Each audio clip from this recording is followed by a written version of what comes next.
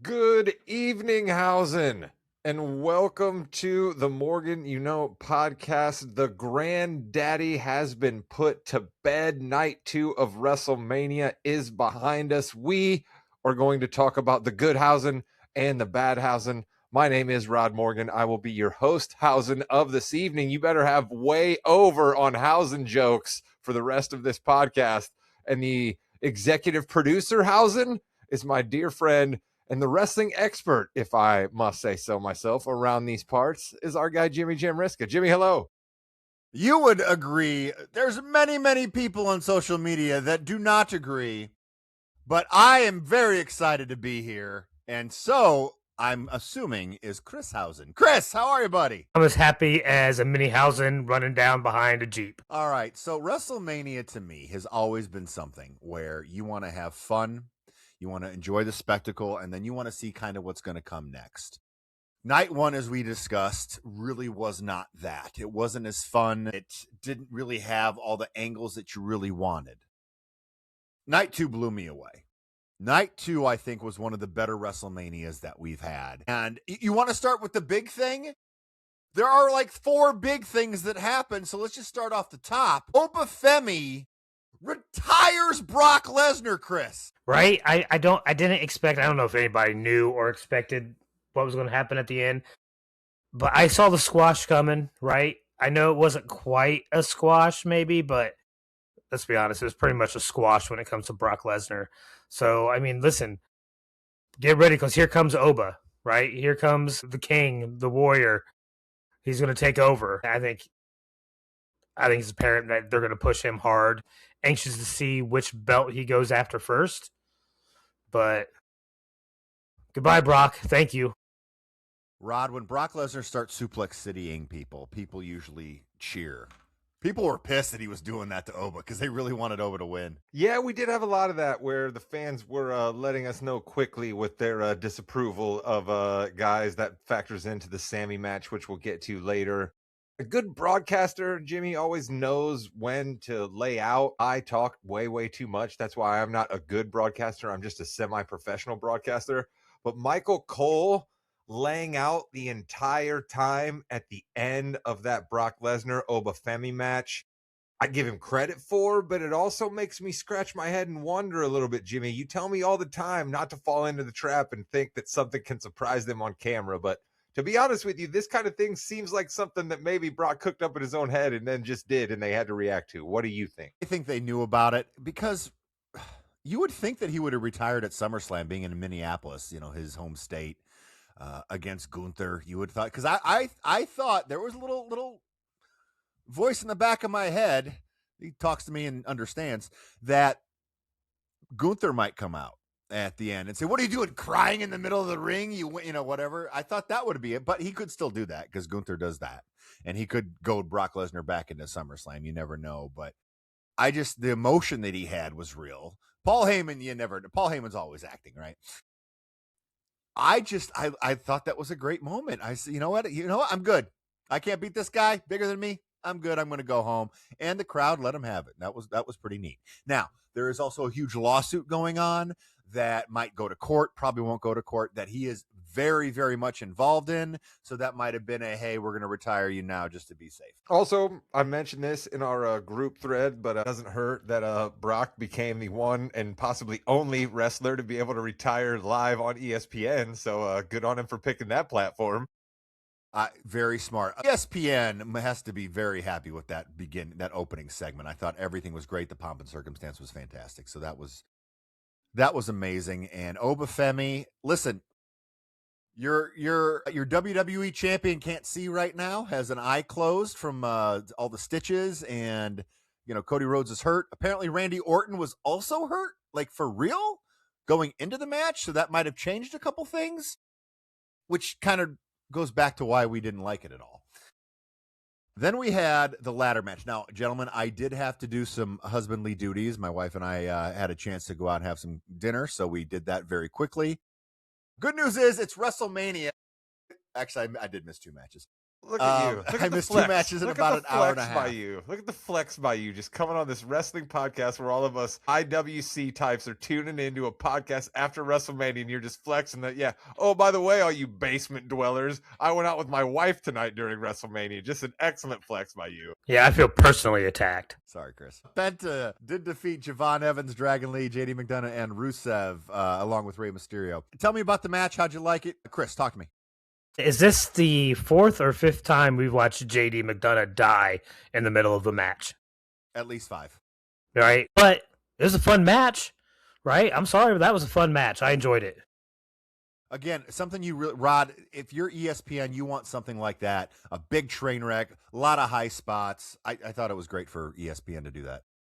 I mean, if you're Rusev, you took an incredible fall into a ladder there. If you're JD McDonough, you continue to prove to everyone that you're insane. And the WWE continues to say, we appreciate that, JD, but you're going to get 8 minutes at the beginning of a pay-per-view and never be involved with the belt and never be a guy who's going to be the main storyline. But please continue to risk your life so that Penta, our Intercontinental Champion, can give you a Mexican destroyer off of a tall ladder onto another ladder live on ESPN. Because you're absolutely right, Jimmy.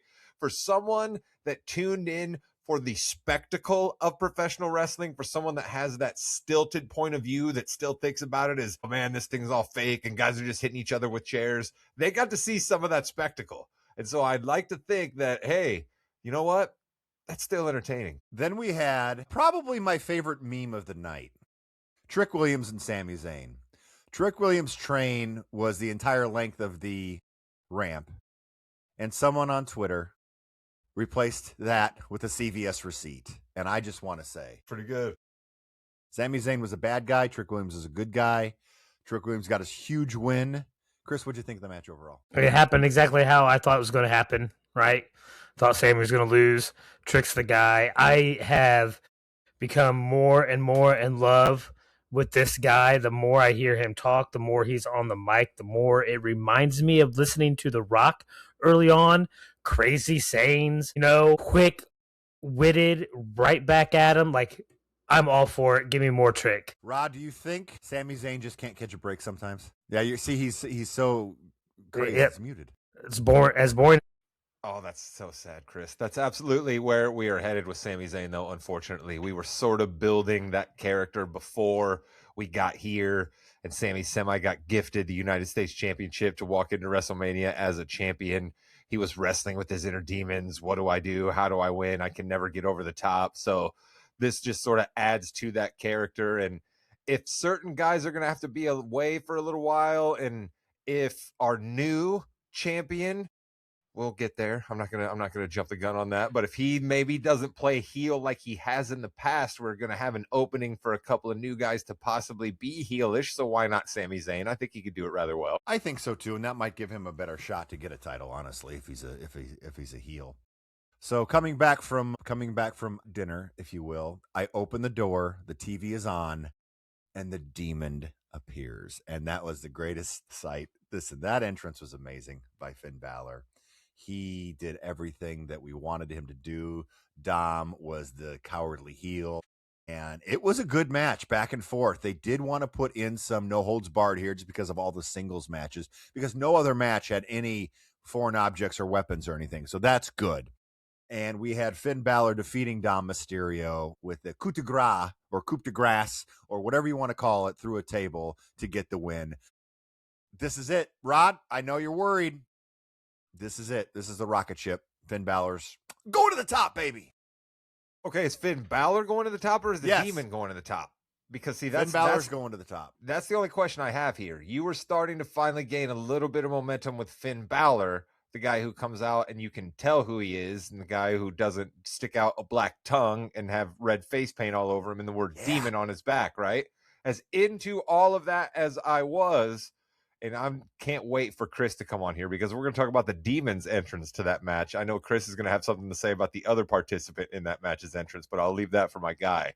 But Jimmy, I'm worried, okay? You're trying to draw in eyes for WrestleMania, and the guy that you're building up is Finn Balor, and you gave him the Demon, But I don't think the Demon's showing up on Monday Night Raw or on Friday Night SmackDown. So I just worry about how this momentum you speak of will actually play for Finn Balor, no makeup, right? Like Gene Simmons of Kiss, I think he sucks all the time. But some people liked Gene Simmons when he had the makeup on, but they really didn't like him when he didn't have the makeup on. You know what I'm saying here, Jim?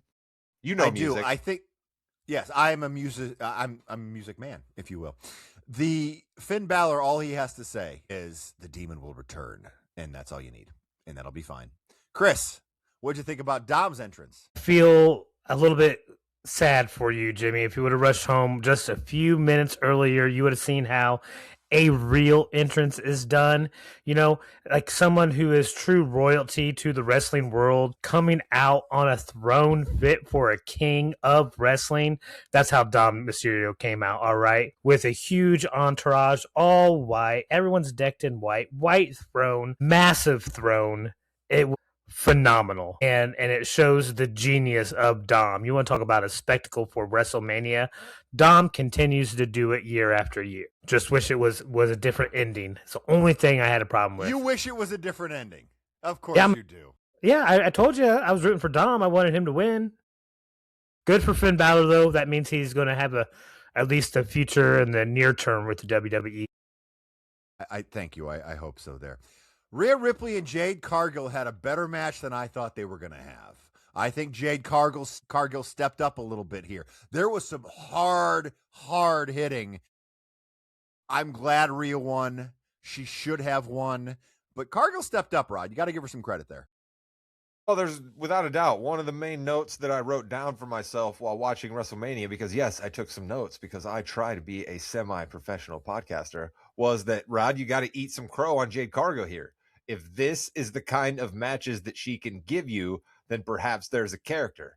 I will not, however, be eating crow on mic skills, because the interview that they served us up with, Byron Saxton, oh my God, just stop, please. Stop having her talk. What she did in the ring with Rhea is enough to propel her character forward. Every time she speaks, you are knocking her back a peg. Stop with it, okay? I like that she has an entourage of minions and B-Fab and Michin, because God bless both B-Fab and Michin. They need something to do. They're both a little bit better at mic skills than Jade Cargill, because anyone is, but neither one of them is a Paul Heyman, if you know what I'm saying. So I think we still got to keep working with this, but Jade showed me that there is a future for her as a professional wrestler, and she deserves credit for that. Chris. I'm actually going to agree with Rod a little bit, because I thought Jade, impressive this time in the ring, still doesn't know how to take a headbutt, though. Some of those are pretty bad. No. Well, boob. That was more of a boob shot than a headbutt. That was definitely head to boob. Right. It was definitely low on the mark, but I thought it was a great match. Who had Jimmy as the first one to say head to boob on this podcast? That had to be huge odds that Jimmy was the one to say that. It's like 10,000 to 1. Definitely people were betting Woo was going to say that on the one time he shows up. Right? But this is a good match, and Rhea won. I think Rhea deserves to have the belt on her. It's the women's division is better off when she has the belt on her, I think. Are we gonna talk about the little sister that was cemented forever and created? Your guys' forever Io Sky, who you love so much, who again just came off like a little sister running down to the ring. I love you, 2025 Women's Wrestler of the Year, Io Sky, had a run-in and a top that fell off twice, I think. She was really worried about that top coming off. Maybe don't wear one that doesn't have straps if you're going to do moonsaults, but that's okay. And she just got picked up just like a little sister. You're right, Rod. Listen, Rod, I can eat crow too. When you're right, you're right, and you're right. Listen, Rhea, congratulations to her. Congratulations to Jade, but I think that we had a bunch of momentum with Io Sky, and we see what we did with it by next WrestleMania. So let's remember that when we talk about the momentum being gained by every person tonight. Yeah, I wonder if Io Sky and Rhea Ripley are going to face off at SummerSlam or something like that. I think that might be nice for a night one, maybe main event even. So then we had John Cena came out, and he gave the attendance of 55,000. And The Miz and your boy came out. And everyone knew what was going to happen. What was that guy's name again? Rod's boy? Kit Wilson. And it happened. Danhausen came out with the little Danhausens. Michael Cole, okay, here's the thing. Michael Cole said, look at all the midgets. And by the way, before you get angry at me, that's what they told me to call them, so shut up. I loved that, Chris. Right. I was really hoping we were going to get a good Danhausen moment, like not just like the Hall of Fame stuff or the social media stuff. I really wanted to see something happen. I didn't know how it was going to be. That's why I predicted that he was going to come out during the Demon and Dom match. I really just wanted to see him involved somewhere. But this was perfect. Coming out, doesn't know who Kit is, right? Who are you again? Yeah. It was just that was Cena. So yeah. It was he didn't know who Kit was. He knew Cena. Okay. Yeah, he knew. No. Cena didn't know who Kit was. That's right. Either way, it was perfect, fantastic. All the little mini Hausens were perfect, right? The attack and the gang up on Kit was fantastic. It was just the non-disappearance at the end after he says, "He can't see me." Just lights still on, diving under the ring. It was just perfect. It was just all perfect. Rod's internet was so excited about Danhausen that it got cursed, but hopefully he's back, Rod. Yeah, what I have to realize is that down here in the Morgan, basement studios up here in lovely Mishawaka, Indiana, that when I am trying to podcast for the good people, I cannot have both the WWE pay-per-view post-show going on ESPN and then also NBA basketball on Peacock going on two of my TVs over here. That is entirely too much internet trying to be run at one time here at Mishawaka Studio, so I apologize to the good people. I apologize to Danhausen. Please do not curse me. I felt that this was the perfect WrestleMania segment because you said it, Jimmy. I brought it up last night. There wasn't that level of frivolity at any point last night. There just wasn't. They tried to have it be at the beginning of the match. There was a little fun at the end where IShow Speed got to come out and yeet with everybody. But other than that, there wasn't this level of fun. Cena enjoyed himself. Danhausen enjoyed himself. The Miz performed flawlessly yet again. No one ever wants to give the Miz credit, but someone has to have this job, and Miz does it better than most, and that's why he continues to be employed. Loved it. He was carried away by the Minihausens. Only halfway, and then they dropped him. I loved it. Loved it. And then we had about 15 minutes of video packages and CM Punk on top of a building. I got a question real quick. Yeah, go ahead. Because Rod touched on this, and I wanted to ask you guys. I wasn't able to join last night, but like I did get that feeling. Like last night wasn't joyful in certain aspects, right? You could definitely tell Paige was emotional at the end of the women's tag, right? You had the emotional with the EST coming out and announcing her pregnancy. Congratulations, by the way, right? It definitely felt more heavy night one, where I got worried with the Brock ending and retirement, essentially, that night two was going to be like that as well. So I'm very happy that kind of did get changed and we didn't have another more serious tone like I felt night one. It was definitely more joyful and entertaining night two. Well, also, if you look at it, Cody Rhodes was kind of a bad guy in that match. So he won. Liv Morgan, bad guy, won. Gunther, bad guy, won. Becky Lynch, bad guy, won. Brie Bella and Paige, that was a feel good. Jacob Fatu, feel good. And the Usos in LA Knight, that was like a 7 minute.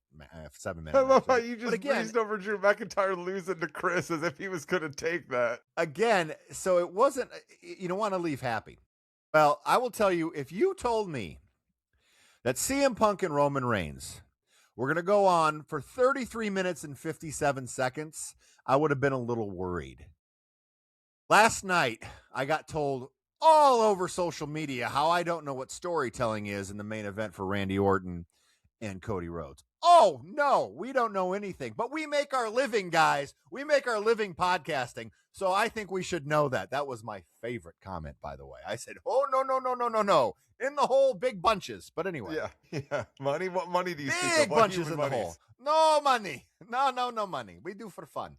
But anyway, this was storytelling. Were there some rest holds? Yes, there were.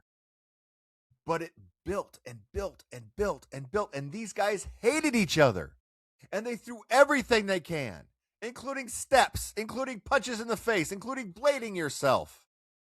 This is a match of the year candidate, Chris. I loved every second of this matchup. Yeah, and I hate saying that you're probably right with a match of the year candidate because That's why I went to you first, baby.